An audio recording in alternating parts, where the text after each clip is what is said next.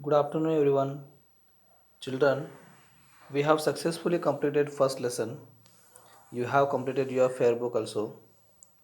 Many of you have shown me your fair. Call me when you got doubts. We have discussed difficult words also. So in this way, we try to interact with each other. It's an effective way.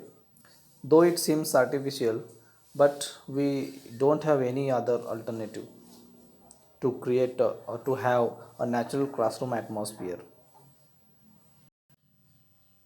Dear children, few of you yet to show me completed fair. I instruct those to complete it immediately. I had shared some names which I remember, and as a result of it, 50% of them have shown me their completed fair. It's a very good news. I have given some instructions regarding writing fair. For example, which color to use for borders, difficult words with their meanings in the fair book, they are to be written first before writing question answers.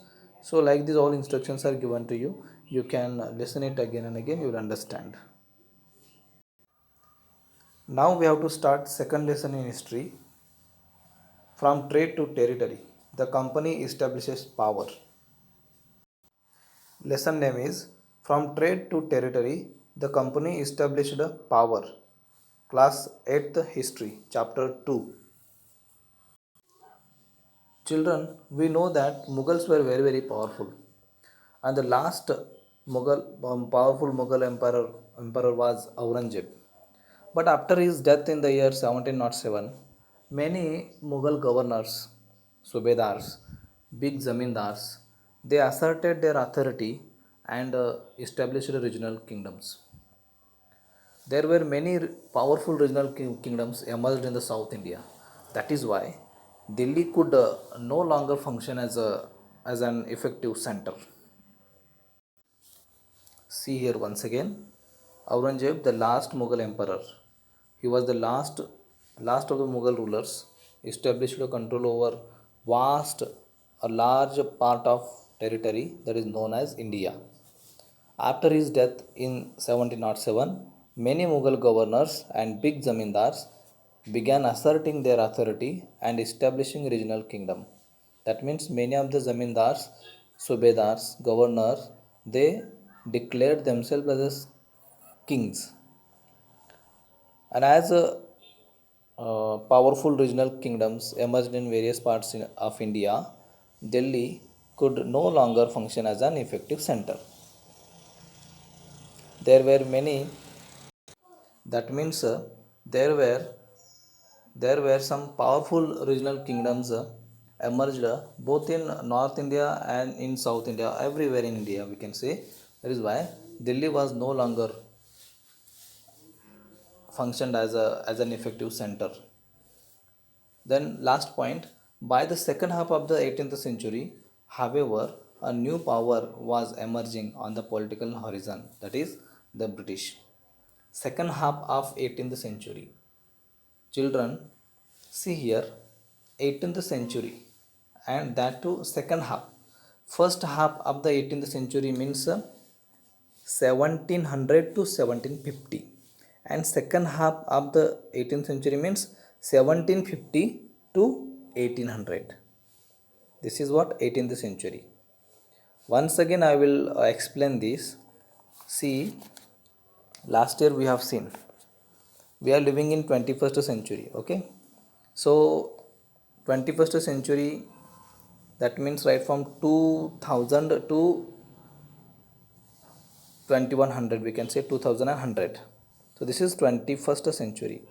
20th century, we say this one 1900 to 2000. This is 20th century. So wait, I will explain in a other way. Now see here children, you can understand this. 1600 to 1700, this is 17th century. Remember, 1700 to 1800, this is 18th century. 1800 to 1900, it's a 19th century. 1900 to 2000, this is 20th century. 2000 to 2100. This is 21st century. That means we are living in now 21st century. Children, I hope your doubt is cleared now. Here, second half of the 18th century means 1750 to 1800. Remember, second half of the 18th century. Second half, this word has one another one word we can say. It's called latter. Latter half. LATTER. Latter half of the 18th century. That is 1750 to 1800. In this one period, British emerged as a political horizon, political power, but initially they came to India as a small trading company, and they were not happy, or they were very reluctant to acquire territories. Then how did they came to be masters of a vast empire? We have to see in this lesson how they created a huge empire in the country. All this we have to learn in this lesson. Children, look at the picture carefully. It is there on the first page of the second lesson. In this one, figure number 1, you can find Bahadur Shah Zafar and his sons being arrested by Captain Hodgson. After the death of Aurangzeb, there was no powerful Mughal ruler, but Mughal emperors were symbolically important. And when in the year 1857 a big revolt or rebellion was broke out against British, and the time when British they put down the revolt, after that this Bahadur Shah Zafar and his sons were arrested.